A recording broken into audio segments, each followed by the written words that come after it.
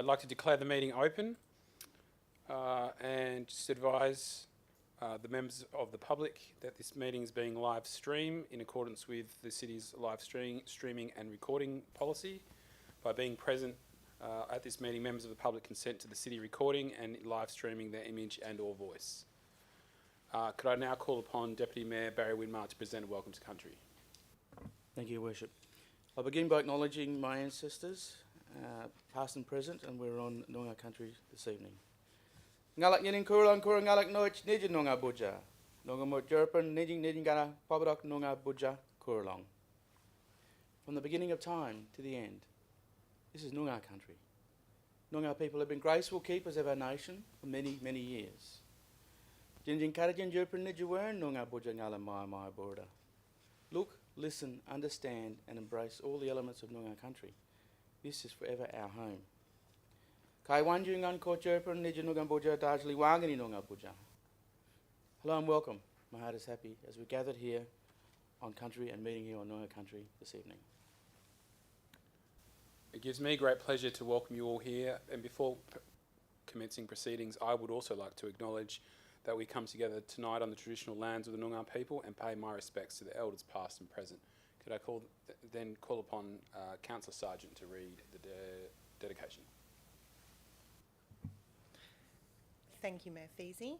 May we, the elected members of the City of Kwinana, have the wisdom to consider all matters before us with due consideration, integrity and respect for the Council Chamber. May the decisions made be in good faith and always in the best interest of the greater Kwinana community that we serve.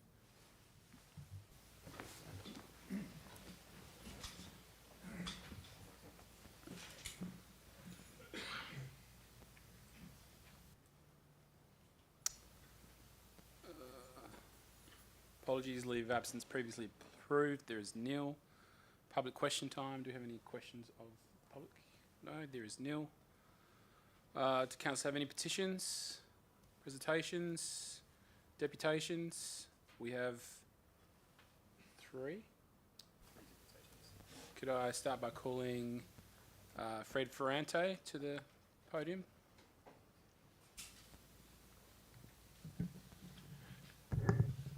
Good evening, elected members and representatives. Thank you very much for the opportunity to speak at this evening's council meeting. This evening's deputation is presented on behalf of Ascari Developments Proprietary Limited, the owner and subdivider of the former Lot 502 Tamblin Place in Wellard. It's commonly referred to as the Tamblin Estate subdivision. The Tamblin Estate subdivision comprises 68 lots, half of which have already been constructed and homes are built, and the balance of the subdivision is expected to be completed in the coming months. This evening, we are respectfully requesting that the councillors and elected members defer the adoption of the Development Contribution Plan Report and Cost Apportionment Schedule for Development Contribution Area Number 1.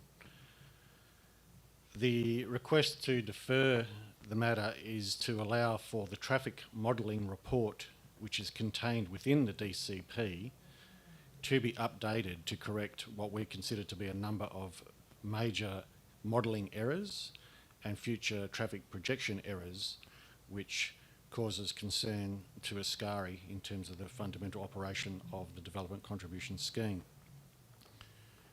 The traffic modelling report was prepared in August 2018 and is now more than 5.5 years old. The modelling report has not been reviewed or updated since that time. The infrastructure cost contributions and the land values have always been reassessed and recalculated every year, and a lot of time and money has been spent on making sure that they are accurate and current. However, the time has come for the traffic model to undergo the same level of review and update, given the time that has passed. The traffic model results in a disproportionately high contribution rate being levied against Ascari's subdivision in Wellard. The contribution rate last year, the 2022 rate, was nearly $10,800 per lot, which is substantially higher than the $2,440 per lot payable by LWP property for the Okabella subdivision, which directly abuts the Ascari project. Other subdividers in the immediate location generally pay in the range of $8,000 per lot. The only reason why the Ascari contribution rate is so high is that the traffic modelling report makes incorrect assumptions and calculations about the future traffic flows being generated from the Tamblin subdivision. It is therefore essential that the traffic report is updated and the errors are corrected before Council adopts the new 2023 DCP and CAS. The traffic modelling report is used to effectively split the costs of infrastructure upgrades amongst owners based on projected traffic flows. If that information is incorrect at the beginning, every other calculation that flows through is out of whack. And that's the area that we believe needs a thorough assessment. Furthermore, there is an outstanding notice of objection to the 2022 DCP and CAS, which was lodged pursuant to clause 5.15.5.11.6 of Local Planning Scheme 2, which has not yet been resolved. In our opinion, the Council should not be adopting the 2023 DCP and CAS until such time as that notice of objection has been properly dealt with and concluded. The primary error in the traffic report and the traffic model is that the Ascari subdivision has not been isolated and assessed independently as a standalone project, unlike many of the other subdividers within that development contribution area. The subdivision has basically been grouped together with a couple of adjoining subdivisions, and then the numbers have been fudged, which creates false and inaccurate traffic volumes and flows on selected roads. The Bollard Bulrush 3 traffic catchment area contained in the traffic modelling report should, in our opinion, be split into individual subdivisions and individual owners to provide the most accurate and equitable calculation of traffic volumes and flows. The modelling software that they use is capable of doing this. It's not a hard task. Other subdividers benefit from having the same formula being applied to those, but this has not been extended to Ascari. To demonstrate the errors of the current traffic model, you only need to have a closer look at the results of the 170 metre section of Tamblin Place that goes from Bertram Road through to Porum Street. This section of road is shared equally between Ascari subdivision and LWP's subdivision, the Okabella subdivision. It is a low volume, low speed, local road with no access restrictions or any movement restrictions. Houses are built on both sides. On one side of the street, you've got Ascari residents who bought land in the Tamblin subdivision. The other side, they bought in Okabella. The traffic model reports vastly different volumes and flows from the Okabella subdivision when compared to the Ascari subdivision, despite both roads using the exact same section of pavement. The results are irrational and illogical. There's got to be a clear and obvious error in the existing model. The traffic model predicts different flow paths and different destinations for those same residents who live on the same stretch in the street, especially the usage of Wellard and Bertram roads west of Challenger Avenue. It also predicts that the residents on the Ascari side of Tamblin Place will travel further and in greater numbers than the residents on the Okabella side of the street. It cannot be correct. It defies logic and common sense. If they all started their journey in the exact same spot, why are the distribution and modelling numbers different? It should be the same. The grouping of our land with others in this Bollard Bulrush 3 catchment is wrong. Furthermore, the traffic modelling report also assumes that the King's College land will be subdivided into residential lots by the year 2031. The projected lot yield and traffic flows have then been factored into the model. Since the traffic report was prepared in 2018, the King's College has expanded their site and they've spent millions of dollars acquiring additional land and building new school buildings and facilities. It is clear that there is no prospect that the King's College will be demolishing their buildings and the land will then be subdivided in the next 6 to 7 years as contemplated by the traffic report. This further warrants a revision to the traffic model as the volumes and flows will alter. the traffic model actually shows vehicles travelling through what is the King's College site as part of their destination. The purpose of the DCP is to provide for an equitable sharing of costs of infrastructure between owners and to ensure that the cost contributions are reasonably required as a result of subdivision and development of land in the DCP area. The development contribution plan is required to be reviewed at least every 5 years, and the traffic modelling report has not been reviewed within this period. Therefore, we respectfully request that the councillors defer adoption of the DCP and the CAS until such time as an updated traffic modelling report has been prepared in accordance with the guiding principles of developer contribution schemes, and that is need and nexus, transparency, equity, fairness and consistency. I thank you for your time. Thank you. We now have a deputation from Nathan Stewart from the Row Group in relation to item 17.3.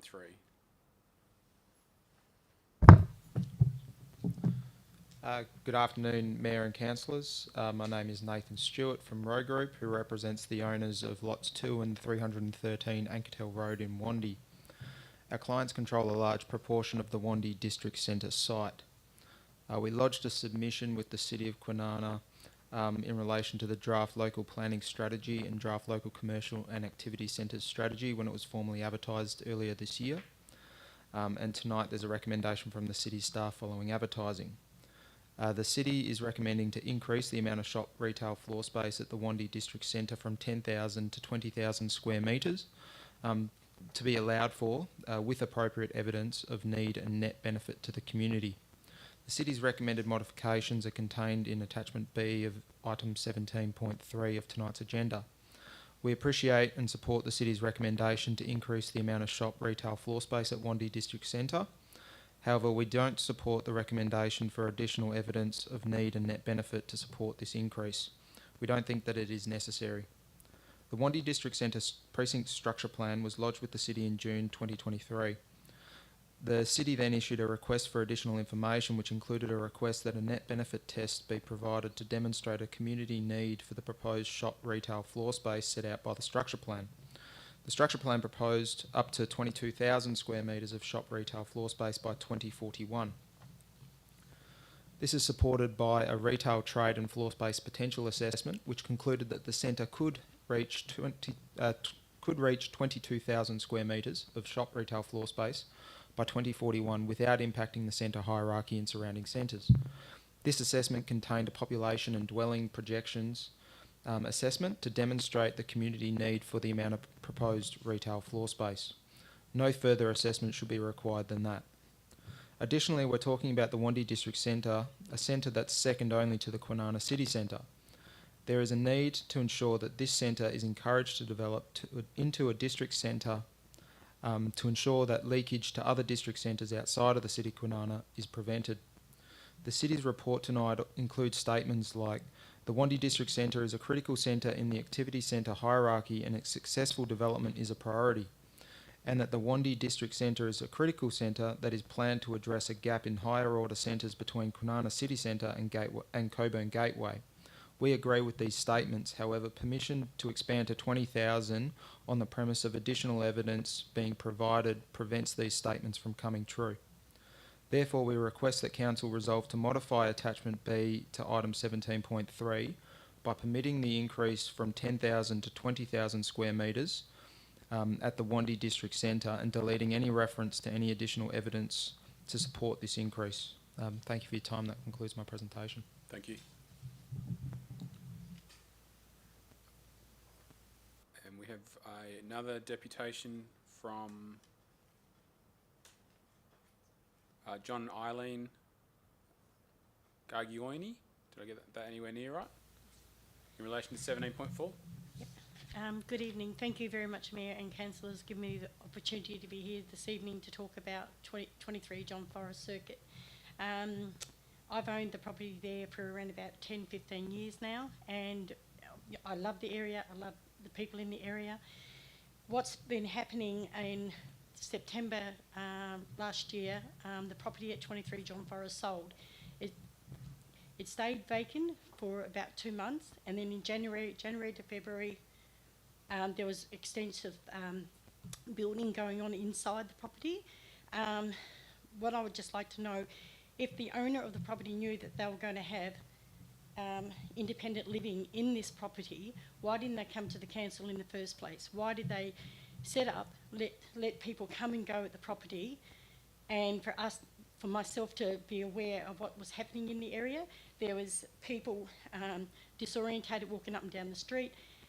There was young youth walking up and down across my property. That's why I rang the council to ask the council what is going on here. There was cars coming and going, yes, and when I read what the permit they've asked, yes, I know the council is saying that, you know, this can be in a large, having a large family next door to you, but I don't know the family living next door to me. And to me, it's a big worry. My husband works away and I'm mostly there on my own. So I've never put cameras in my property, ever. And this is the first time I've actually put cameras, because I've had people knocking on my door at night. I've had hearing plates smashing in the middle of the night. This is concern to me. Yes, I know that they're saying that, you know, it's independent living, it will be monitored 24/7. Well, what happened right at the beginning then? And what's happened since I complained to the council, then they sort of went quiet for quite a while, and then all of a sudden they come back and you'll have people coming and going.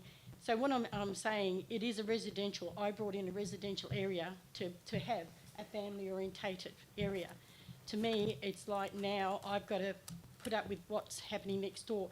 I don't know if they've got 24/7 care, because they sort of go in, they hide the cars. I've got people on camera standing on my own driveway. This shouldn't be it. I should not have to be worried about coming home at night and finding someone in my yard. So I don't know what more to say. Okay, thank you. Yep, thank you.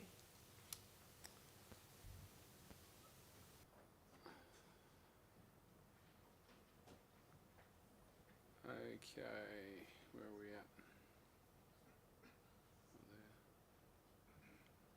at? Confirmation of minutes of the...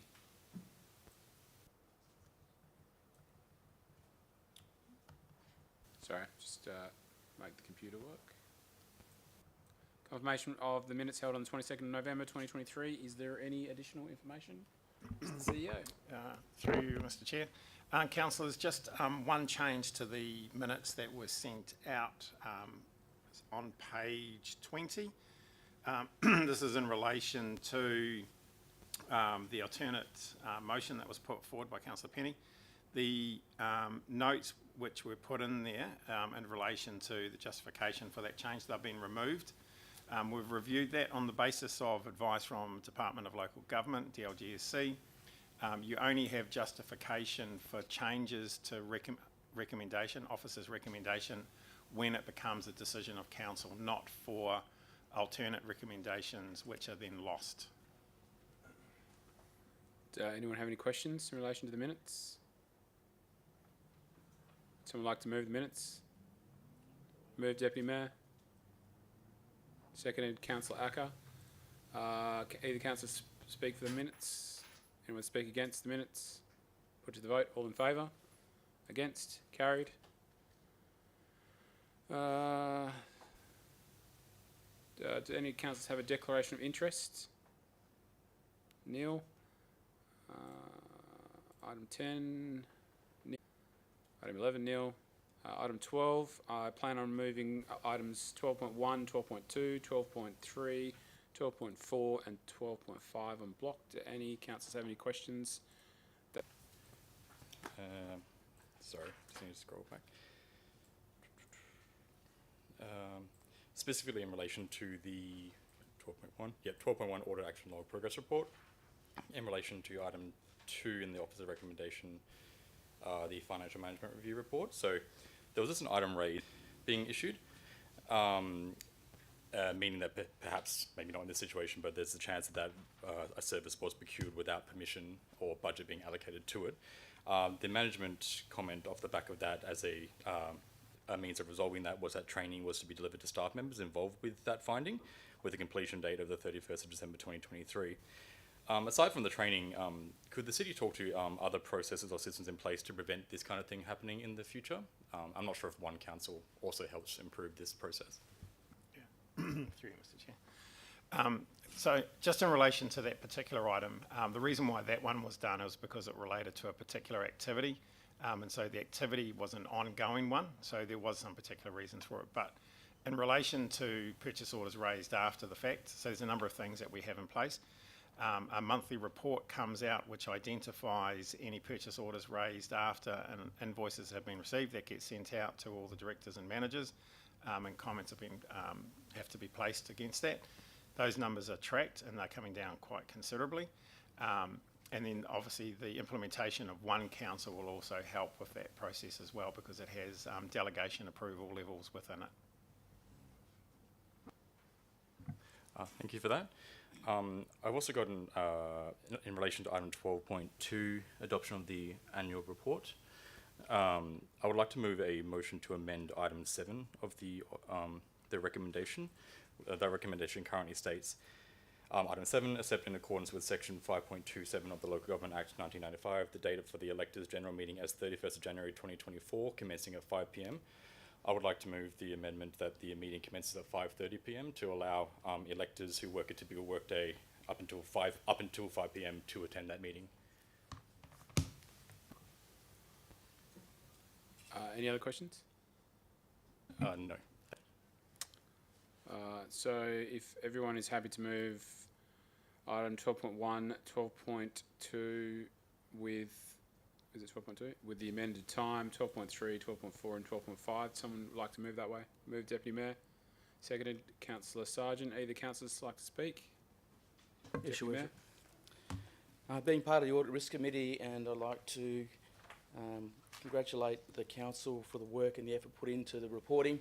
It's quite comprehensive with the transitions of some of the One Tech solutions that were in that period of time, and the time that it took for them to be able to get the corrections and amendments in a timely manner, so it was done so it could be reported in appropriate time to the Auditor of the Officer General. His report was that it was a nice clean report. It was done with due diligence and ensuring that our ratepayers were at the forefront of all the results, which are depicted in those very, very attractive documents which make it a lot easier to read and follow. So I'd like to commend the CEO and the council workers on their effort in working on and putting those documents together. Thank you, Deputy Mayor. Councillor Sargent. Thank you, Mayor Feasy. I'd just like to second Deputy Mayor Winmar's comments. As it was my first Audit and Risk Committee that I attended, I also found the transparency and the level of questions and engagement. It was definitely very informative, very well spoken to. Staff had answers when questions were raised. It was definitely a fantastic thing to be part of, and to see how the City of Kwinana staff and the CEO Wayne Jack responded when questions were raised. They are definitely working on best practice to get to that level. So just from my personal opinion, it was very well executed. Thank you. Thank you, Councillor Sargent. Would anyone like to speak against? Yeah. I'll put it to the vote. All in favour? Against? Carried. There's nothing. Item 13. Item 14. 14.1. Social Club of Kwinana renewal application for premises certificate for gaming activities. CEO, any additional information? Councillors have any questions? Would someone like to move that way? Move, Deputy Mayor. Seconded, Councillor Rouse. Would either councillor like to speak on the item? Would anyone like to speak against? I'll put it to the vote. All in favour? Against? Carried. There's nothing on item 15 or 16. Item 17.1. Is there any additional information? Yes, Mr. Mayor. Is that the one that Mr. Ferrante Yes, so we'll spoke on? provide some information regarding the deputation. Okay. Mrs. Cook? Through Your Worship, just in response to the matters raised through the deputation, as presented, the DCA 1 and then the subsequent 2 to 7 have been in place for some time now, and as correctly outlined, they are subject to a major review process, and that's required roughly at that 5-year mark.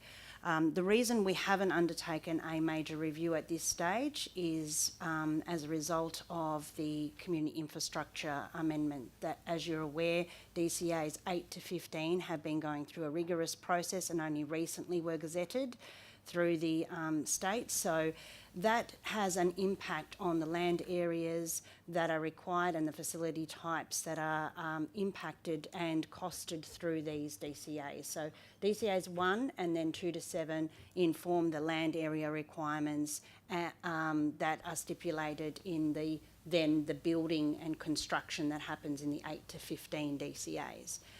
So whilst traffic modelling assumptions would need to be reviewed as part of that process, so would those land area requirements. So it would be premature for us to undertake a major review of those DCAs until Amendment 145 was completed. So as you know, that has now been done, and we're going through that final process of establishing the cost apportionment schedule for the community infrastructure schemes, and that will come before council in the first meeting of the year in 2024.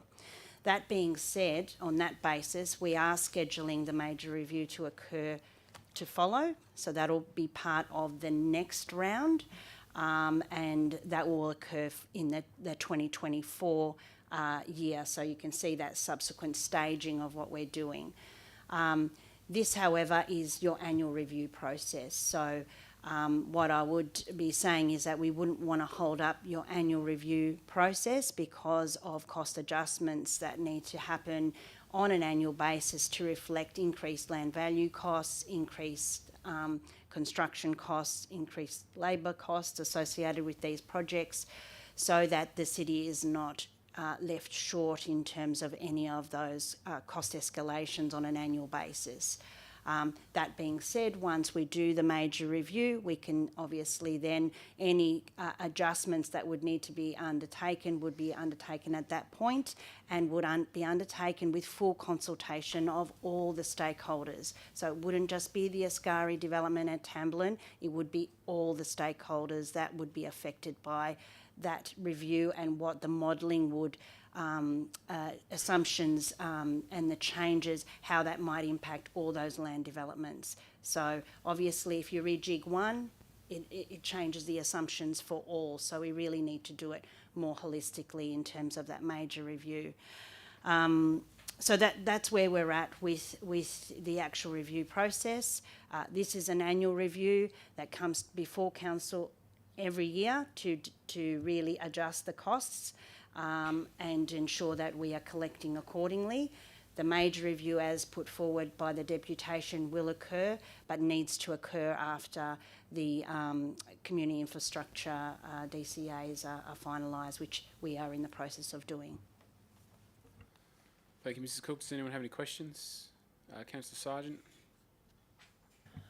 Through the chair, I have a question.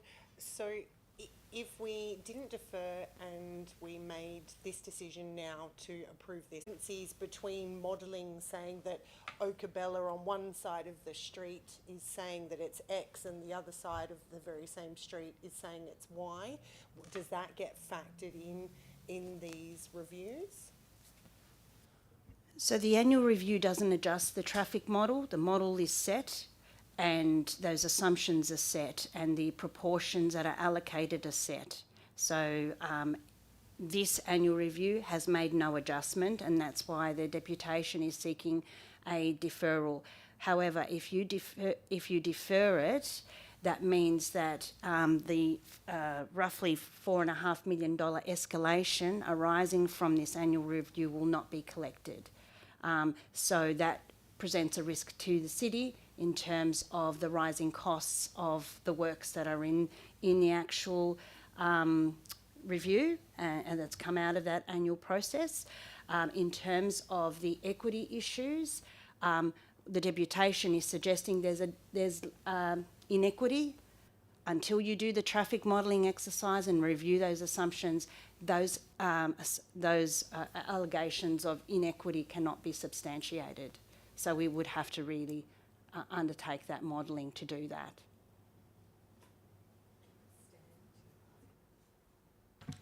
So what we're saying is with the review, that would be a consideration in looking into the review with the traffic modelling to, so if we approve this now, we're not putting the city at risk, but there will be a review where these concerns will be raised and addressed. That's correct. We would undertake a review of the traffic modelling as part of a major review, and as part of that major review, it would be more than just the traffic modelling that would be changed or addressed. Yep. Did anyone else have any questions? Deputy Mayor? Thank you, Worship. Following on from Councillor Sargent's questions and query around the potential for a delay, that the huge impost that it would have on the council, would that materially have much difference in the variances of the costs with the delay till after the 145's gone through and been done and managed? In order for us to undertake a major review, we do really require at least an 8 months to 12-month period, and that's because an annual review process. So this data is undertaken post June 2023. So it takes us at least 6 months to get to an annual review, which means none of the assumptions are reviewed. In order for us to do a major review, you're looking at least 8 to 12 months so that you can review all the assumptions. And those assumptions then will determine a varying proportion around contributions. It might be adjustments to, as I said, land areas that you need to contribute to. It may be a whole range of other adjustments based on, as the deputation suggested, the need and nexus. What is the need for the item, and how does it relate to the development itself? So that requires a much more comprehensive exercise. If you defer on the basis of the deputation's position, then you would be deferring for at least another year. Question. Thank you. Thank you, Worship. Just to follow up. And that comprehensive review will include all stakeholders involved as to be part of that process? That's correct. They would have to, because you're reviewing the underpinning assumptions. Any other questions? No? Someone like to move that way? Move, Deputy Mayor. Seconded, Councillor Wood. Any of the councillors like to speak? Anyone speak against? No, put it to the vote. All in favour? Against? Carried. Item 17.2, which I believe there's an amendment to the recommendation at item A to insert after local planning scheme number 2, including changes to DCA 2 showing the revised subdivision plan approved 17 March 2023 for lot 379 Miller Road, Wellard, and an addition of in brackets after Cass in item B as outlined in part A, close brackets. Mrs. Cook. Through your worship, the addition has come about following the agenda being released, and developers have obviously been reviewing the the cost apportionment schedules and providing advice back to the city officers around and posing a number of questions, many of which we've been able to answer and address. This one, however, was omitted, so it's really just making sure that the cost apportionment schedule, if adopted tonight, includes that subdivision approval to ensure that that's captured in the costings.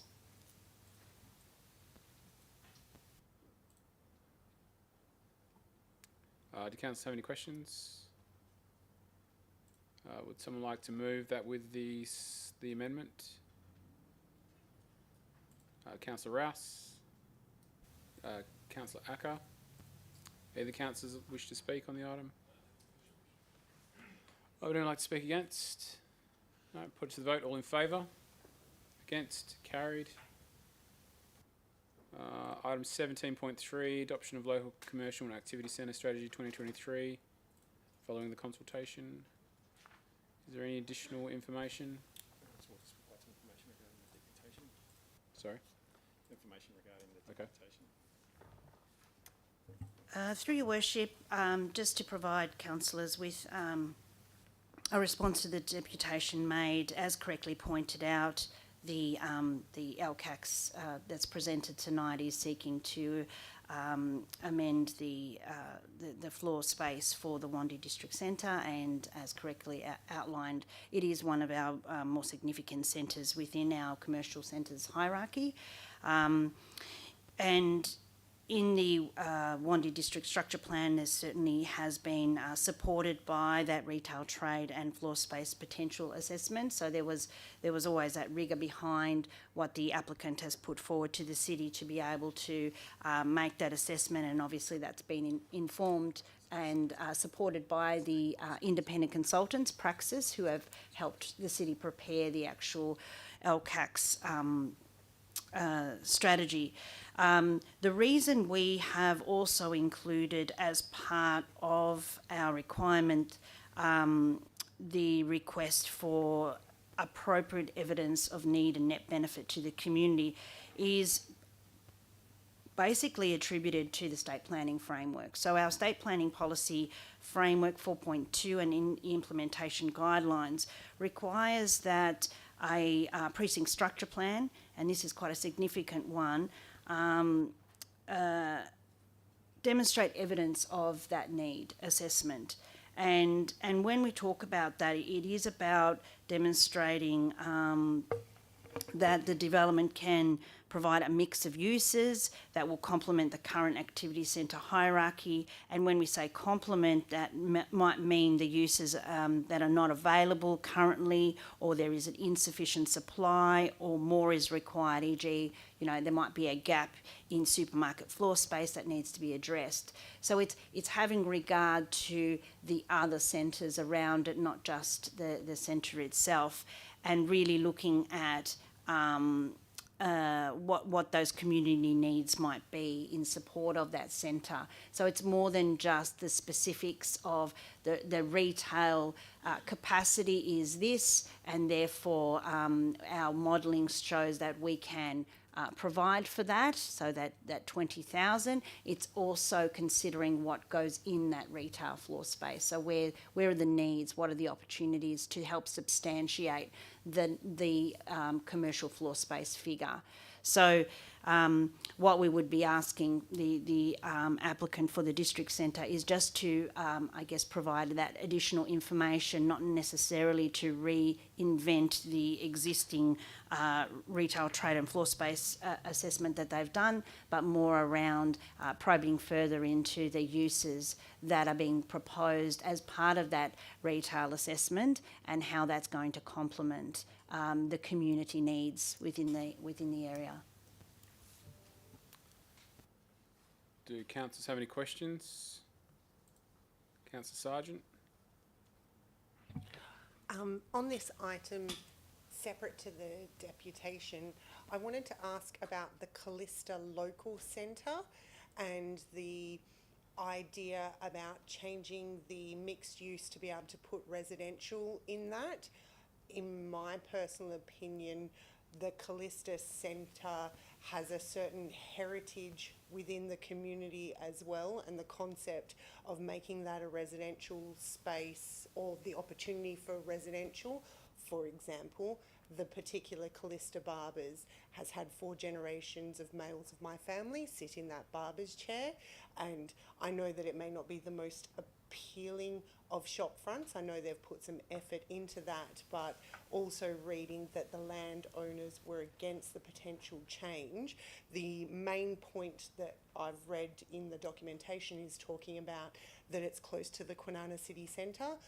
That for its entire life has always been close to the Kwinana City Centre. So is it a requirement to change that, or what's the ideology behind wanting to change that particular location? From a commercial centre strategy point of view, and purely around the commercial viability of the Kwinana City Centre, that is the main reason for the proposal.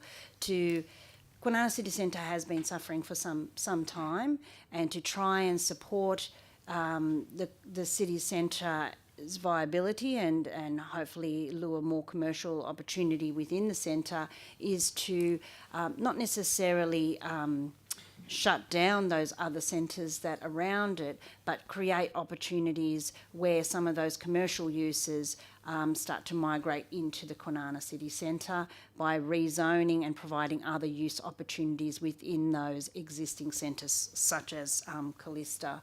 So it doesn't necessarily mean that the barber shop is automatically shut down by creating a mixed-use zone. It creates an opportunity for other uses to be considered within that zone.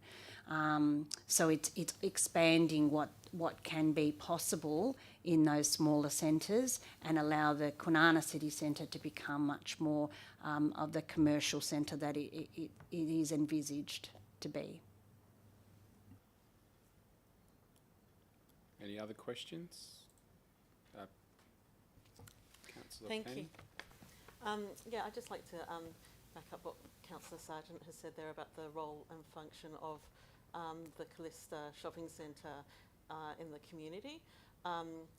It also provides an opportunity, which I think is noted in the report. It is that it provides a transition opportunity for small business. So rents are considerably cheaper at the smaller commercial centres. So it means it provides an opportunity for small businesses to establish themselves and then potentially look at taking up commercial rent in a major shopping centre. So these smaller centres provide an important function in terms of feeding into that larger commercial viability of the city centre, and yeah, hope that that's considered as we move forward. Sorry, do you actually have a question? Sorry, it was a comment, but I do have a question. Okay. Yeah, apologies. So my question is, the Medina Light Industrial area in that strategy is not focused upon, and my question to the city is what considerations and provisions are being made around the Medina Light Industrial area in terms of, and broader industrial provisions within the city, light industrial provisions in the city. Space around that zone is at a premium. I'm also aware as well that there's some kind of nuanced and creative approaches to light industry as well that we're seeing in other areas. For example, the Stack Street light industrial area in Fremantle has a really strong mixed use between manufacturing, but also cafes and garden centres and those kinds of uses that actually bring people into those areas to support the businesses that are in there. And also up at Balcatta as well, they've got a really strong mixed use light industrial area. So my question to the city is what provisions are being made for light industrial commercial development? Thank you. Through your worship, you're correct in that it's not covered in this local commercial activity centre strategy because this is around reviewing our commercial centres hierarchy. The industrial areas were really looked at and consulted on as part of the local planning strategy when we prepared the first draft some years ago now, a couple of years ago. And one of the things that was one of the areas that was highlighted in that draft work was the Medina Light Industrial area, solely because it's one of our last light industrial areas, and its placement, whilst it's quite unique in where it is located, and the need for further opportunities to explore light industry.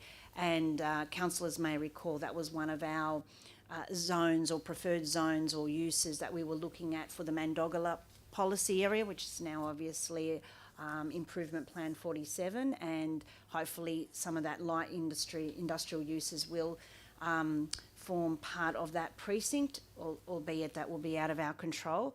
But the concept plan certainly shows that. So what the local planning strategy will be looking at is exploring that further with further work to determine what would be the best use of that strip, and also where are the needs and what areas are possible for further light industry, because with every community, you really need some of those zones to enable those workshops, those, as you said, nurseries, smaller manufacturing uses to be able to operate and then grow into the larger industrial precincts. So the answer to that is through the local planning strategy. There are some considerations there, and the local planning strategy is currently being finalised following the feedback from the last stage of consultation. So we'll be bringing that back to council for your consideration, I'd say around April, May next year. Does anyone else have any questions? Councillor Sargent? Thank you, Mayor Feasy. Sorry. One more. So I just went down to the appendix. I just want to clarify on the Callista site. I'm looking at 17.3, it's page 997 of the agenda. With the changing to non-conforming, so that you can still operate as a non-conforming use under the city's local planning scheme indefinitely, is the comment. So does that mean, as the landowners, if you've done this rezoning, no one can come in and say, right, you have to change this at this time? It is still within their control, and they can choose to keep what they have. Is that correct? So there would be a process. Through your worship, so this is the strategy. It sets the direction in terms of what we want to see in terms of those various centres. Then this will be reflected in the local planning strategy, and there'll be actions in there around rezoning. So the process for rezoning takes a little bit of time as well, a couple of years. So that when that occurs, when the new zone is placed on the land, it means that those existing uses on that land have non-conforming use rights, which means the barber shop that was given as an example can remain even if it's now prohibited in that zone. Not to say that it would be, because it wouldn't be in a mixed-use zone, that would be fine. But if it was prohibited, it would still be allowed to operate until it ceases. But however, if a new use wanted to come in that's not allowed, that was usually allowed but now not allowed in that zone, then that would be subject to the new provisions of that new zone. So it allows for those that have been there to stay and operate for as long as they choose to, but it will restrict or change what other uses come in. Sorry, Your Worship, one more follow-up question. With the idea that it is a starter for small businesses, would they not be under the new zoning scheme? That looking at that, so say someone's not wanting to come and build a McDonald's or a new infrastructure, but under this zoning, just so that I'm clear what I am voting for, would that still be allowed? Through your worship, what you are voting for is the strategy that would set the tone for a potential mixed-use zone for these centres, or the Callista Centre and other centres that have been nominated. You will have further opportunities. Just to be clear, there'll be further opportunities down the path in terms of reports coming back to council regarding zoning and amendments of the planning schemes specifically that would trigger that change. Sorry, what was the other part of your question? Regarding whether small business would be utilised under that change in planning zoning. Yeah, sorry, got lost in my own thoughts. The mixed-use zone, I don't have the exact provisions with me around what a mixed-use zone enables, but shop retail is definitely one of those considerations. It really comes back to not getting a floor space considerations with mixed-use zone and enabling more residential uses to come into the space as well as office. So it then allows for those other uses and reduces the shop component of it, but it's not prohibiting that shop component of it. Any other questions?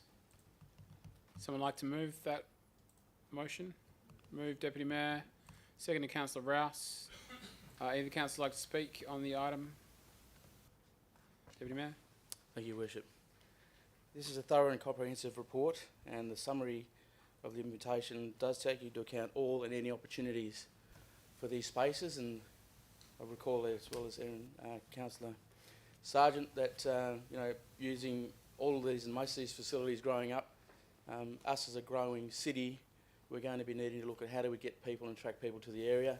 And it's promising to see that the councils and the officers are looking at opportunities for startups and entrepreneurs, small business, to have at least a start in a smaller location, which they can build in and build in the business to look at growing as well as our population. So great work, and as delivered detail I thought was very specific and was broken down on each area specifically and looked at all the opportunities, and that was going to. So congratulations on the report. Thank you, Deputy Mayor. Councillor Rouse. I just concur with the Deputy Mayor and summed it up pretty well. Thank you. Anyone like to speak against the item? Put it to vote. All in favour? Against? Carried. 17.4, change of use to residential building, supported independent living, lot 402-23, John Forrest Circuit, Bertram.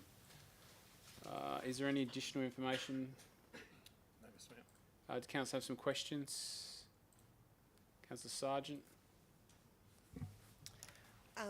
Through the chair, can I just ask, after speaking to the deputation, if this is when the application is just becoming in front of council, have they been operating prior to applying for an application?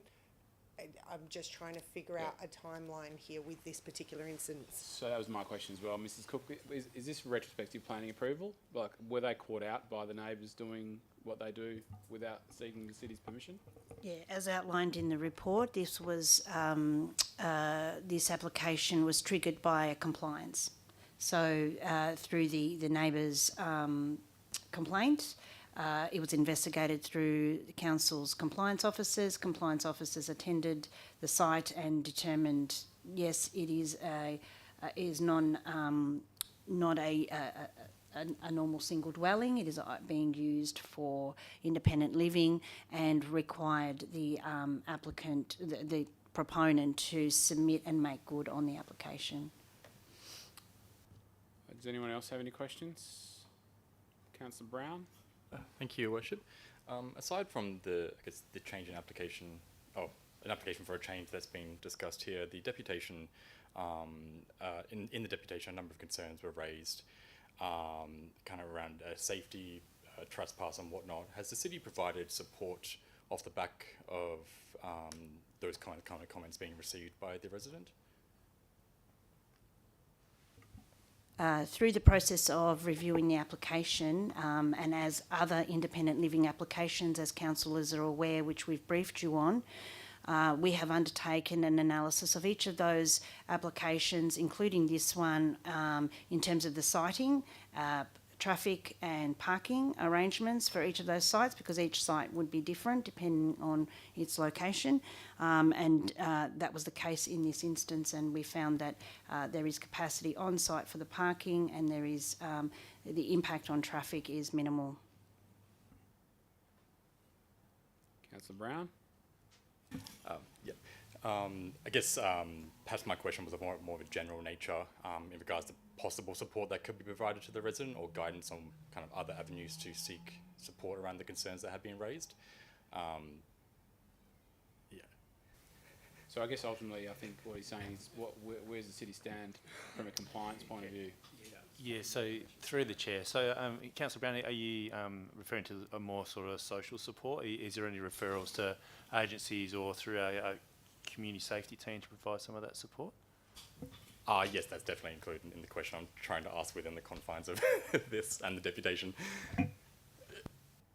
So I'm not aware if our team have been out to visit you as yet, so I'm getting a shake of the head. So we can arrange someone to come and have a discussion with you. We've got quite a proactive community safety team, and we can put some of those measures in place if you like.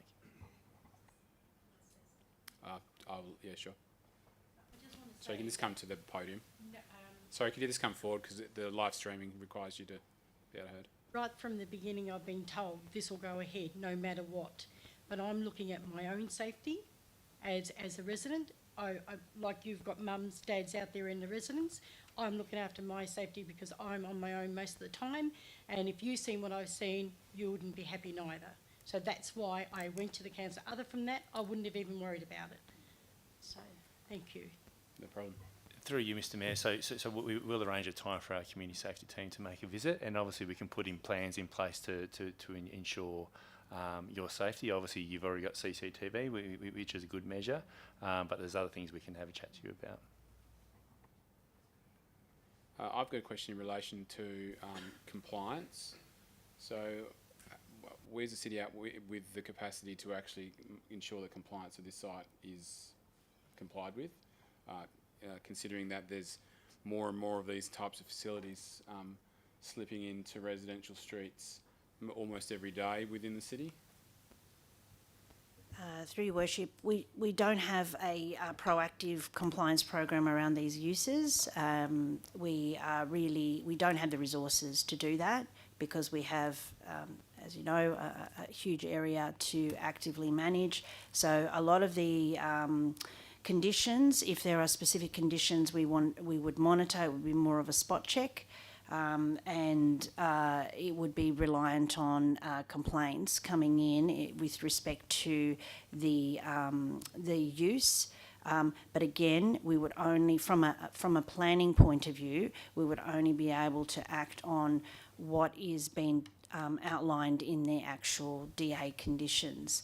So we are limited in what we can do from a land use point of view. However, as Mr. Fisher has pointed out, there are other mechanisms to help support the community. Okay. So, any questions, Councillor Sargent? Thank you, Mayor Feasy. The owners of this premise, are they through an organisation or a company? Because I'm assuming they were aware prior to construction that there would be permits required. So being that they are not even following the simple process to have a council application put in prior to constructing this service, I would be very concerned about their ability to have people that are vulnerable in a house and maintain a level of service that they have their proper dignity and respect. Has the engagement with this owner been your opinion on, have they been forthright? Because obviously they've not been transparent until complaints have come through. And the concern with having vulnerable people in a residential home with people that are managing them that are potentially not of a ethical standard that we would like to think that people were being held to. I'm just wondering your thoughts on that, please. Through your worship, I can't make comment on their capacity to run the business. That's not my. I can't make that judgment. I don't know if they're running it well or running it poorly. The applicant is Clyton Moyo. It's in your council report, and who is also the landowner. So whether it's then leased to a business to operate, we're not involved in that side of things. I really can't provide you any further information on that. I guess ultimately we're making a decision based on the planning of the residents. We're not really making a decision on their ability to actually operate the service, or a service, or anything. That's not what we're doing today. So, Councillor Rouse. During the briefing to councillors on this matter, I'm trying to recall, was the officer's opinion at the time for this to be approved or not approved? We were recommending approval. There was only one that we weren't recommending. Yep. Does anyone else have any questions? Someone like to move the officer's recommendation? Moved, Councillor Rass. Can I have a seconder? Seconded, Councillor Penny. Councillor Rouse, would you like to speak on the item? Yes, thank you, Worship. I think this comes down to our decision as councillors on a planning matter as a quasi-judicial matter. We have to take our personal opinions of what is right and wrong and judge it basically on a planning issue. I understand where the residents may come from, but that's a matter outside the planning framework, which is what we're discussing we should be deciding on today.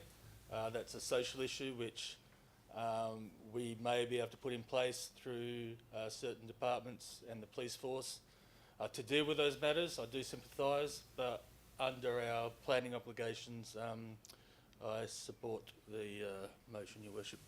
Councillor Penny, anything else to add? Councillor Penny? Thank you. Yeah, I really, thank you for bringing forward your concerns around this, and I'll back up what Councillor Rouse has spoken about as well. By bringing this forward, what you've done is sparked a conversation about how we can better support community members who are residents around these centres, and hopefully that it's sparked also as well considerations around community safety, what can be done to support that, and that proactive approach around compliance. So, yeah. Would anyone like to speak against the item? Councillor Sargent? I feel on a planning level that the fact that they've made these decisions to go ahead without coming to council for a specific set of guidelines, because you have to do a certain amount of fit out for this kind of living house, and not make that, and then to find proactively that the residents next to them are not happy with that, that I think that this should be declined, personally. Thank you. Would anyone else like to speak for the item?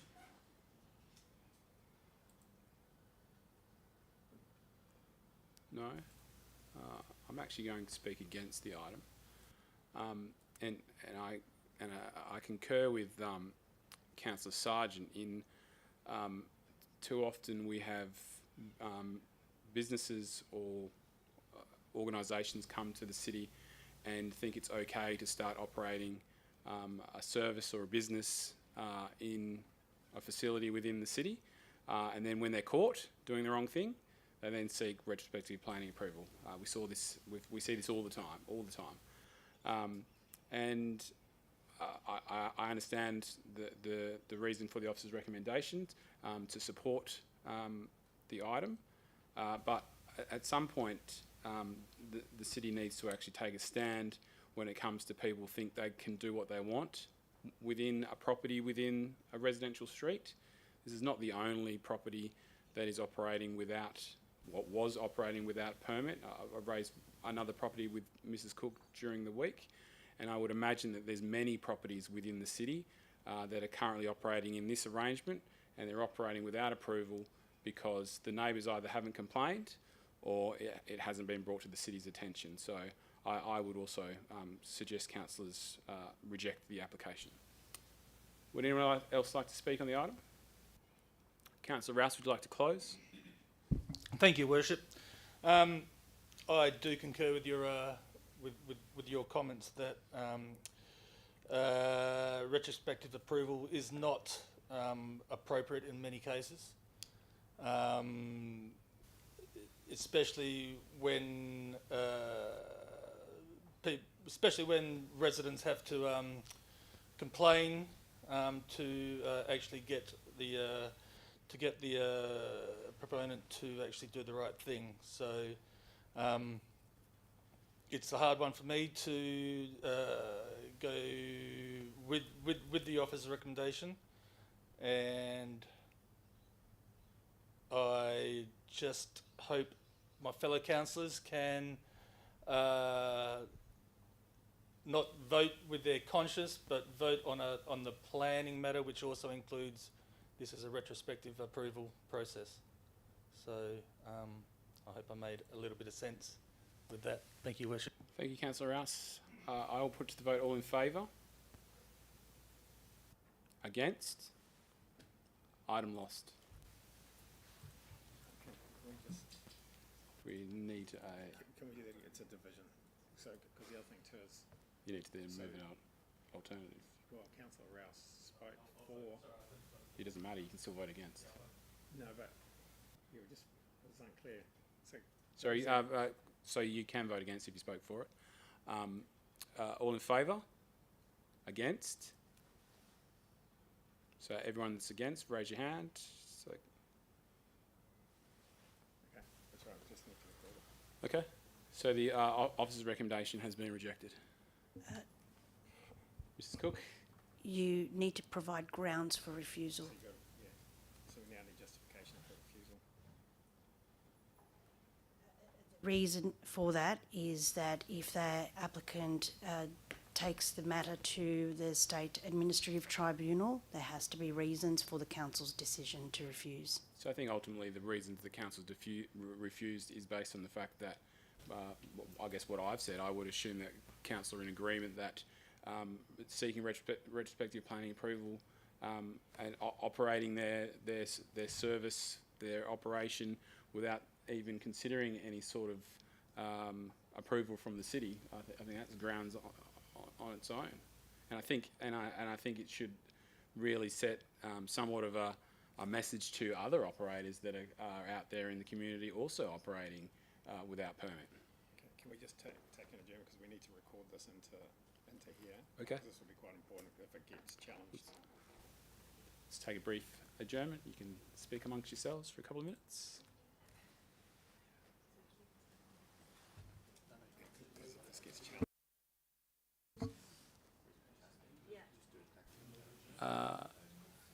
Sorry, okay, so I'll just, if someone could just move, we adjourn for 5 minutes. Deputy Mayor, Councillor Rouse, all in favour? Against, carried. So 5 minutes will take us to 18:42 and 35 seconds. Yeah, because if we get challenged, we need the council's decision to be able to support it. So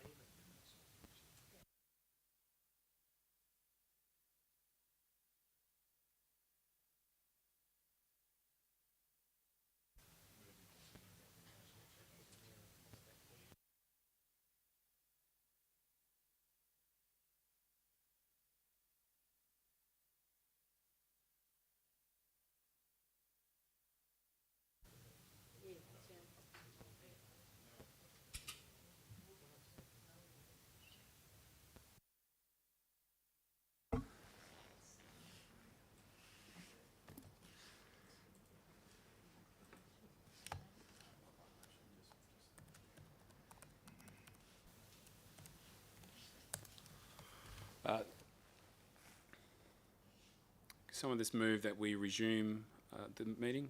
Moved Deputy Mayor, seconded Councillor Rouse, all in favour? Against? Carried. So in relation to item 17.4, because the officer's recommendation was lost, we actually there's no live motion, so we actually need to move an alternative motion. So I will move that we refuse the application based on the other grounds there that we talked about. Based on the application was made retrospective as the operation were already underway, and the operations of independent living is impacting the amenity of the local area. Is there a seconder? Seconded, Deputy Mayor. I think I've said an adequate amount in relation to the item, but I'll just reiterate the fact that I guess it sets an example of this particular business, that you can't just come to the city and operate in a residential street without seeking permission from the city. There's planning laws and regulations and everything that needs to be abided to. It's not just this style of business, though it does seem to be a significant increase in NDIS type services that just slip into residential streets. This obviously occurs across the board with not just home-based businesses. I can think of a number of large businesses down the industrial strip who have done things to their property, and then down the track they've got caught out and have sought retrospective planning approval years later. So I guess at some point the city needs to take a stand, and I think that's what we're doing. So, Deputy Mayor. Thank you, Worship. This is not a statement against businesses coming to Kwinana and operating in this fashion, in this manner. They are more than welcome to go through the proper channels and proper process and seek the proper approvals. And Council will be more than happy to be able to consider their approvals under the appropriate process and systems that we have in place. Thank you. Thank you, Deputy Mayor. Does anyone like to speak against the alternative? I'll put it to the vote. All in favour? Against? Carried. Sorry, Councillor Kearney, did you vote for or against? You're going against? So sorry, this again, all in favour? We need to do a division. So under the local government rules now, you have to do divisions when you've got someone against, so we need to record that. So can we just, need to do a division.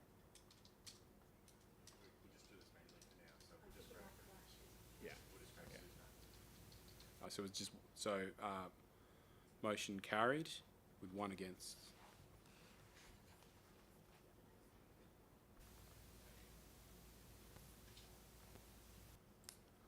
So I think, as Deputy Mayor said, we're not actually necessarily saying that,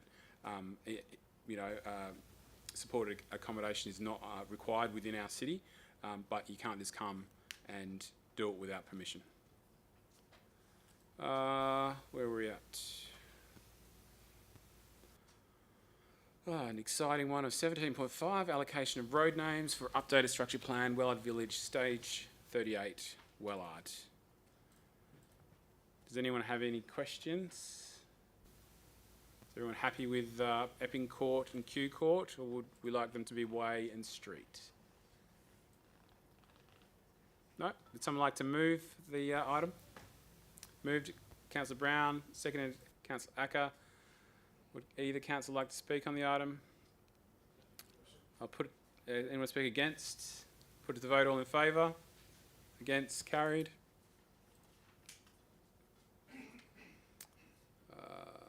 17.6, temporary closure of the Strand. Assessment of the benefits and risk of temporarily closing the Strand Wellard. Is there any additional information, Mr. CEO? Council have any questions? Someone like to move that way? Moved Councillor Rouse. Seconded Councillor Wood. Councillor Rouse. Thank you, Your Worship. The closure of the Strand at Wellard to Wellard Square at Vehicles has been a long and ongoing discussion among some of our residents, our members of our community, both for and against, I might add. It's great to see this report come to Council.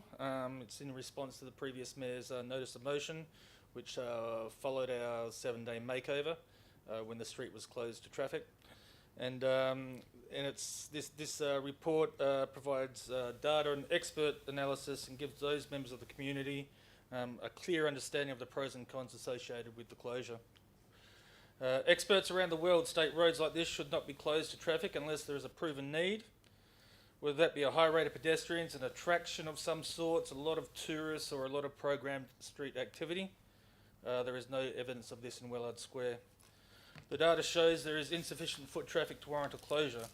Very few incidents of traffic collisions, and those that have occurred were minor and a result of vehicle exiting parking bays at low speed. There's been no incidents of collisions between pedestrians and vehicles. There's actually a low average speed of vehicles along that stretch of road, and only a couple of incidents of speeding, and those were most likely at night when the shopping complex was closed. Wellard Square is designed as a main street shopping centre, providing a good flow of traffic to and from the train station. The road has good sight lines for pedestrians to cross safely. The pedestrian areas outside the shops are large, providing ease of movement as well as access areas for activation, which is proven to further slow traffic. In fact, the traffic actually provides an activation in the square and provides safety to shoppers when dark. The Wellard Square businesses are against a closure, and the experts' report states a closure would have a negative impact on the businesses over a course of a 6-month trial, and would even have a lasting negative effect after the trial was over. Closing the Strand to traffic would create an unwelcoming dead space, that's in my opinion, and the city does not have the budget to provide the infrastructure to rectify this.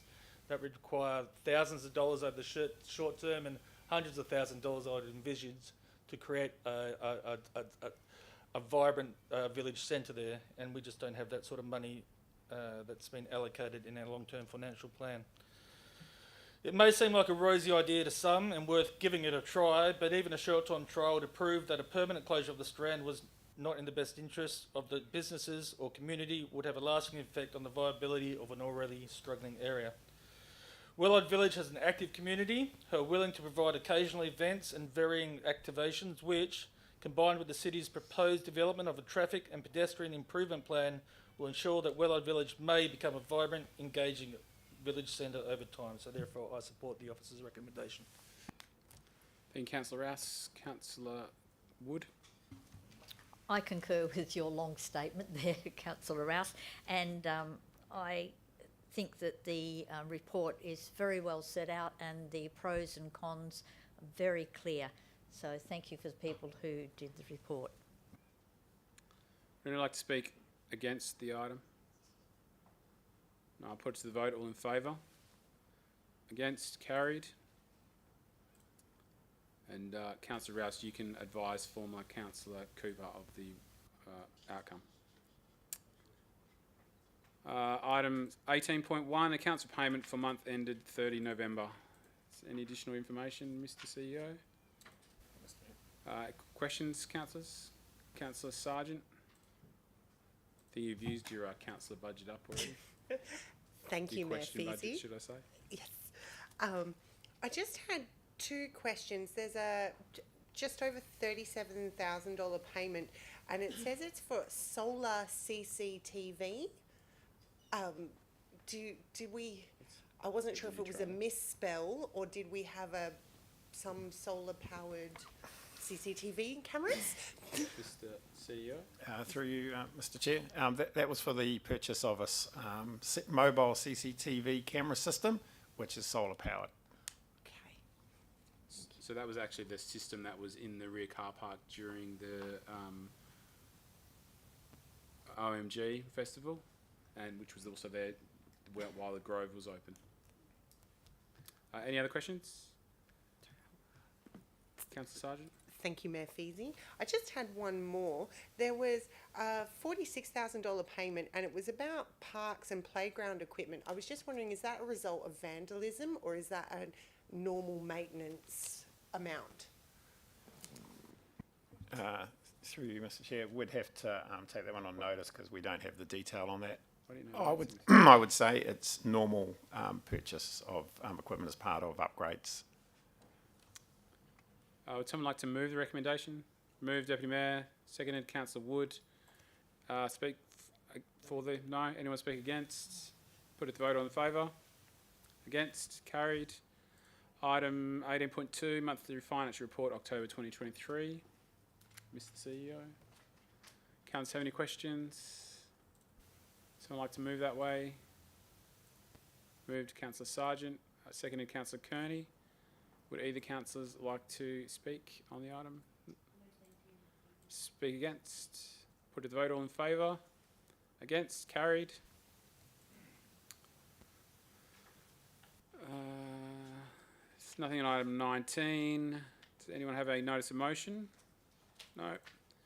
Is there any late or urgent business? Reports by elected members. Deputy Mayor. Thank you, Your Worship. As we've getting towards the end of the year, and this being our last meeting, I would like to wish everybody a festive season coming up over the break. And our workload's got a bit busier in relation to festivities and celebrations and graduations, which is highlighted in my report this evening.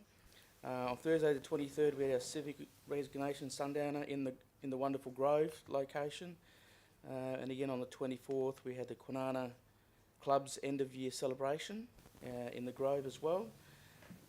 Monday the 27th, we hosted the South Metro Zone meeting. So it was good to have our zone colleagues across other councils visit our abode for us to conduct the meeting. It was the first one after the election. Thursday the 30th, there was a West Sport information session that was held in the city, and I also undertook a Walga State Council induction on the back of State Council voting that was held at our South Metro Zone meeting, which we hosted. Just out of interest for our other councillors, there's up to 14 new state councillors that are overseeing the governance and accountability of Walga, who oversee WA local government in West Australia. I'd also like to note on Monday the 4th, the Audit and Risk Committee meeting, Tuesday the 5th, represented yourself at the King's College graduation. On the Wednesday the 6th, we had the Walga State Council meeting in their head office. Thursday the 7th, opening of the Good Thanks Cafe. So it's good to see that facility is back up and running and occupied for people that use the centre. On the 11th, we had the seniors Christmas lunch, and fellow councillors were there as well, and there was a pretty jam-packed event. It was good to see that everyone enjoyed the food from the catering. We also, on that afternoon, had the Kwinana Youth Advisory Council present to all councillors. On Tuesday the 12th, the Bertram Primary School graduation. I once again represented yourself at that graduation ceremony. And I would also like to make a note that Alcoa had their 60th birthday during the week as well. As they celebrated the 60 years of operation, as we know, the industrial strip and the coming of Alcoa to this location brought about the forming of the city of Kwinana, or first suburb of Medina, that it was back then, and it's like Alcoa in its business, and it's forged its a global reputation and moved forward. We housed their staff and services that were provided to run that facility, and like to acknowledge their contribution they've made over that 60 years to the betterment of the city of Kwinana through their corporate social responsibility by sponsoring programs and sponsoring events that we also hold as well. And we hold that relationship as a strong partnership moving forward, and I hopefully wish them a further 60 years and contributing to our growing community. Thank you, Your Worship. Thank you, Deputy Mayor. Councillor Acker. Thank you, Mr. Mayor. Since our last council meeting, I attended the Civic Recognition Sundowner, which was held in a really great space that I didn't know existed until a couple of weeks ago. The very next night, I attended the Kwinana Club's end of year celebration. I met some really good people, and I got to reacquaint myself with some people that I hadn't seen for some time, and you know, probably have some fundraising things coming up through BMX and the Footy Club in a joint collaboration. So that's a good thing. I also attended the South Metropolitan Zone meeting. It was great to meet and network with a broad range of councillors from the different zone councils. We had a bus tour through the industrial strip and Latitude 32, and that was a really big eye-opener for myself about how busy it actually is down there and how busy it's going to become. So there's big job ahead of not only the council but obviously the state and federal government. Also attended the Perth Southwest Alliance major project briefing. It was great to hear firsthand updates on AUKUS and the Westport project. Also had the opportunity to network after that briefing, where I was talking to one of the Navy officers and possibility of becoming a host for some of the American sailors as an ex-American sailor myself when they hit town. Attended my first audit and risk committee meeting. It was very informative, and it really shed a positive light on the city's governance and processes. So that's kudos to the CEO and his team. Attended the Good Thanks Cafe official opening, which was a really feel-good story. And on behalf of the city, I attended the Wellard Village Primary School's first ever Year 6 graduation. So all 26 of them. Pretty good day. And I think all the councillors were present for the zone presentation hosted by Kayak. It was a fantastic opportunity to meet some of the young people that will help shape Kwinana's future. Thank you. Thank you, Councillor Acker. Councillor Brown, do we need to turn the aisle glass over? Oh, it's only... Thank you, Your Worship. So since our last ordinary council meeting, it was fantastic to attend a series of events held at The Grove, which, as we know, is just outside the council chambers and administration. These events included the City Civic Recognition Sundowner, the Kwinana Club's end-of-year celebration, and the hugely successful OMG Fringe Festival. All of these events proved to be a great opportunity for our community to connect, celebrate, and enjoy a variety of entertainment options. On the topic of the OMG Fringe Festival specifically, the community feedback that I've heard has been hugely positive, and personally I was so impressed and proud that the City of Kwinana has pioneered this type of event, combining the arts, food and drink in the heart of our local community. In my view, this was world standard and sets the benchmark higher for surrounding local government areas as word spreads about how good we've got it here in Kwinana. Well done to everyone involved in making this happen, and I can't wait to see how that event evolves in the future. On Friday the 24th of November, it was a real privilege to attend Medina Primary School's end-of-year WASO concert. I was really blown away by the performances of the students and with what I heard about the Crescendo program that's run at the school, which offers free music education every week to all students throughout the school year. Students in year 4 to 6 also receive violin or cello lessons and are able to additionally participate in choral lessons. I had a chance to speak to Medina Primary School Principal Karen Davey, who had spoken to the benefits that extend beyond the music lessons into other areas of the school, with students building confidence and more likely to take risks with their learning, less worried about making mistakes. And during the event, guests were informed about a very exciting announcement from WASO and the Bunning family. From 2024, the Crescendo program will be expanding to offer one talented Year 4 student each year the opportunity for a scholarship placement, which gives them a supported pathway to auditioning for a music school of their choice in the future. On Thursday, the 5th of December, I attended the city's volunteer celebration held at the Kulini Arts Centre, which was an important opportunity for us to acknowledge the incredible efforts of our local community champions on what was also International Volunteer Day.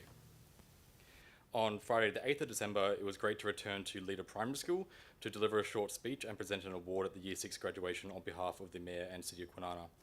As a Leader Primary School alumni myself, it was exciting to have the opportunity to share a little bit about my own journey since graduating in the early 2000s and some tips I picked up along the way. Graduating primary school is a big milestone for our younger residents, and at no other time in history has it been more true that each and every one of our local graduates can go on to achieve whatever they set their mind to. It was a fantastic ceremony and send-off with plenty of proud parents, staff and community representatives in the room to wish Year 6 students well as they head into the summer holidays and their next chapter at high school in 2024. A huge congratulations to the class of 2023 once more. Thank you. Councillor Kearney. Right. Over the festive season, I have attended the end of the year events from youth, inclusion and seniors. The city hosts some amazing people who contributed much of their time and energy into making our city such a wonderful place to live. I thank you all. You all are amazing. I would like to thank our wonderful staff for their help and support over the year, and I would like to wish everyone a Merry Christmas, and hopefully 2024 will be a much better year. Thank you. Thank you, Councillor Conley. Councillor Penny. Thank you. Yeah, like my fellow councillors, it's been a busy event season and many opportunities to meet with community members and attend events. The Volunteer Day at Kulin Arts Centre, the very inspiring briefing that we had with the Youth Advisory Council at the Zone, and from that meeting can see relationships being forged and ways that we can work together over the coming year. The Medina Senior Sits Christmas event was a stellar event, as was the Civic Recognition Dinner and the OMG Fringe Festival. I'd like to back up what Councillor Brown shared about the impact that it has on our community. It was a fantastic event. Also had the opportunity to go and see Peter Pan at the Kulin Arts Centre to a full house. I think it was a really great example of how a main event can occur with a fringe festival occurring in coexisting, which is how a fringe festival should occur with main events in the theatre. So that worked really well. And also, the South Metro Alliance meeting that we had with the other councillors from Coburn, from the City of Melville, from the City of Rockingham, and have I missed one? The City of Fremantle and City of East Fremantle, Town of East Fremantle as well. Are they a part of that? Yes. Apologies. I think one of the really great outcomes of that was the opportunity for elected members to network and to speak to each other across the region, and I hope that there's more opportunities for those to do that on a semi-regular basis. So there was some really great outcomes that came from that. Also had the opportunity to represent the Mayor at the North Parmelia graduation this morning, North Parmelia Primary School. Always an incredibly moving ceremony, and yeah, it was an honour to represent you there. Thank you. Thank you. Councillor Rouse. Thank you, Worship. Yes, I attended most of those events at the others, so I won't mention those, except to say that, really enjoyed the kayak presentation to Council. I just want to say that a lot of those kayak members have gone up to the city tonight for the RAC Ignite presentation, so that just shows how committed they are to their efforts within the Kwinana youth, so that's pleasing to see. Some of the others, on Thursday 23rd of November, I represented your Worship, in the city at the Peter Conley Anglican Community School Junior School Awards. On Friday 24th, I participated in a photo shoot alongside RAC's Ben Kent and Claire Cardew from the Willard Village people to recognise the city's recent award from the Planning Institute of Australia, which you may recall I mentioned the other day. If you get the Sound Telegraph, you'll see that photo in there this week, so frame it and hang it on your wall. It's available digitally as well, Yeah. if you can't find an actual copy. Don't put it on your dartboard. On Thursday the 30th of November, I represented you again, your Worship, at the Peter Conley Community School Senior School Awards this time, where both of my children received awards, so go Team Rouse. Yesterday I chaired the Local Emergency Management Committee meeting. Although no certificate reports were presented by the attending agencies for noting by councillors, there was a special acknowledgement from Terry Wegwormer, the District Officer of DFES, who acknowledged our Chief Bushfire Control Officer Chris Wells and our Bushfire Mitigation Officer Jared Fowler for their outstanding work in relation to their proactive approach to bushfire mitigation throughout the city. So if you just want to pass our councillors thanks, I'm sure I can speak from all your councillors and onto them if you could, Mr CEO. And today I was very inspired by your speech this morning at the Mayor's Christmas morning tea, Your Worship. One of the best speeches I've ever heard you make. So, but also I just want to wish everybody a safe and Merry Christmas. And I can't. Oh, and and let's not forget the lolly run coming up this week. Everyone, I'm sure you're going to speak on that, Your Worship, so I don't want to steal your thunder. Quick, write down some notes. Thank you. My screen's lost. Councillor Sargent. Thank you, Mayor Feasy.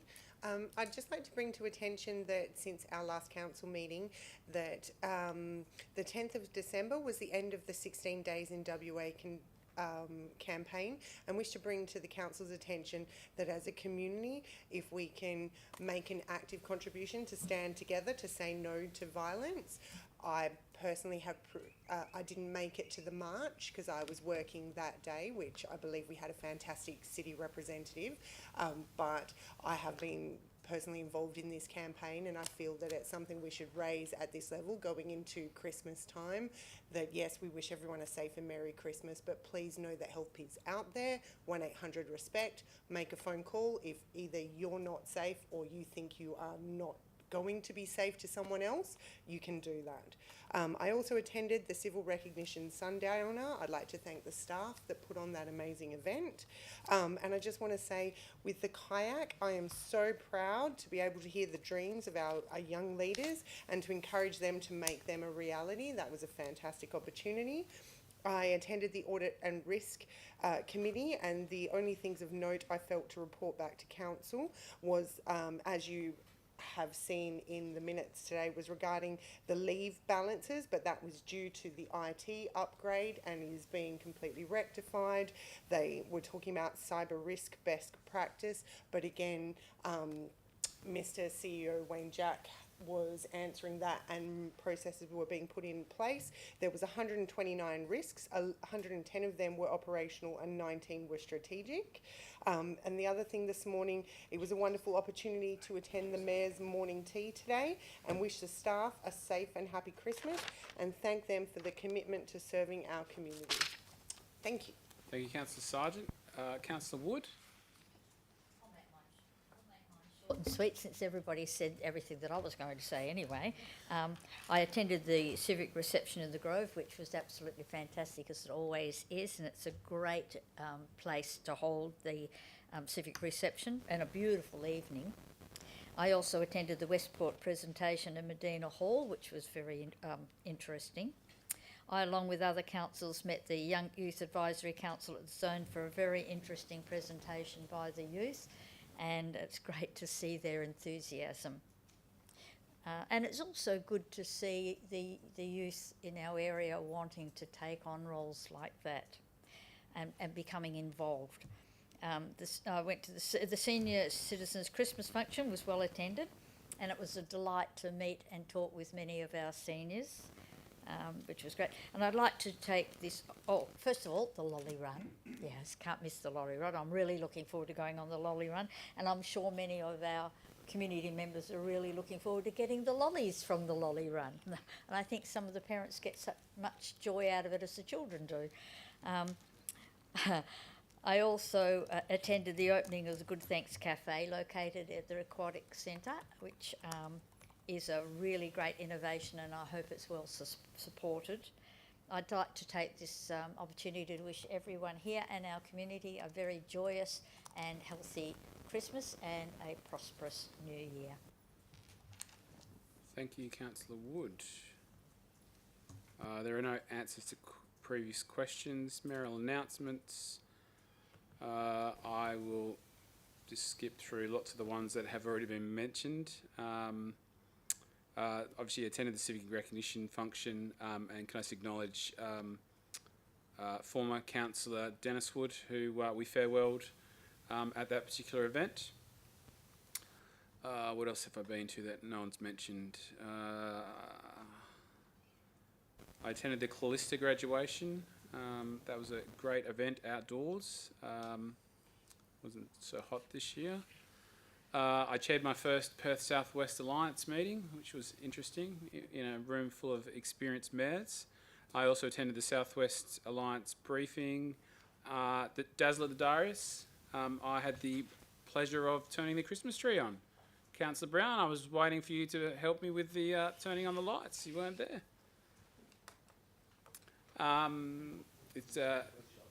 Could I just congratulate the facility staff that put on that event. So that event was run by the library and the Aquatic, and I think that's all it was run by.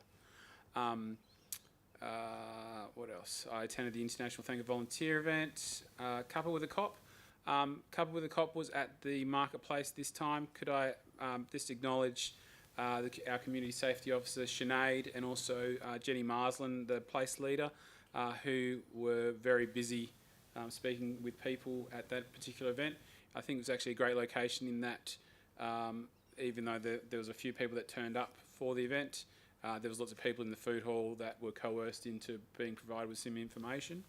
Actually, could I also acknowledge that the city's compliance, some of the city's compliance staff were also there answering questions, which was great. I attended the St Vincent's primary graduation. I think it holds the record for the longest graduation that I've been to in this season.